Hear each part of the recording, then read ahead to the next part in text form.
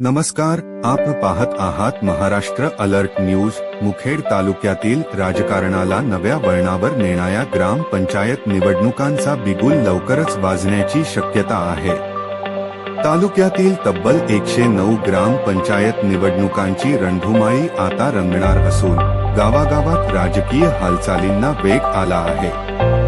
मिळालेल्या माहितीनुसार 12 जून रोजी ग्रामपंचायत वार्ड आरक्षणाची सोडत काढण्यात येणार आहे।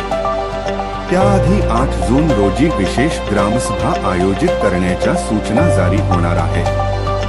सरपंच पदाची आरक्षण सोडत यापूर्वीच जाहीर झाली असून आता प्रभाग आणि वार्ड रचना प्रक्रिया पूर्ण झाल्यानंतर निवडणुकांचा मार्ग मोकळा झाला आहे। गेल्या अनेक महिन्यांपासून तालुक्यातील अनेक ग्रामपंचायतांची मुदत संपलेली आहे। सुरुवातीला प्रशासकांची नियुक्ती करण्यात आली होती, मात्र हे प्रकरण उच्च न्यायालयात गेल्यानंतर काही याचिका अद्याप प्रलंबित आहेत। तरीही निवडणूक विभागाने सार्वत्रिक निवडणुकांच्या तयारीला वेग दिला आहे। निवडणूक प्रक्रियेचे वेळापत्रकही जाहीर करण्यात आले आहे। 19 जून रोजी प्रारूप आरक्षण प्रसिद्ध होणार आहे। त्यानंतर 19 ते 25 जून दरम्यान हरकती आणि सूचना दाखल करता येणार आहे। पुढे उपविभागीय अधिकाऱ्यांचा अभिप्राय घेऊन 10 जुलै रोजी अंतिम आरक्षण प्रसिद्ध करण्यात येणार आहे।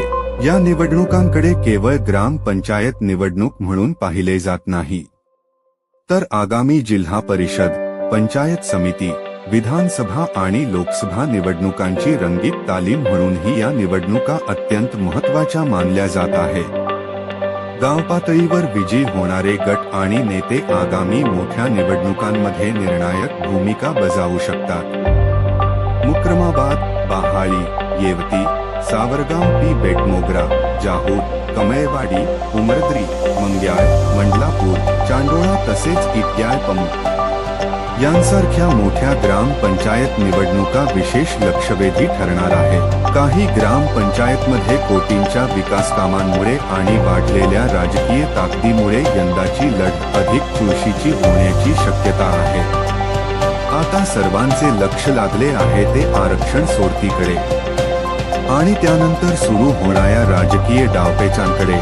अधिक अपडेटसाठी पाहत रहा महाराष्ट्र अलर्ट न्यूज।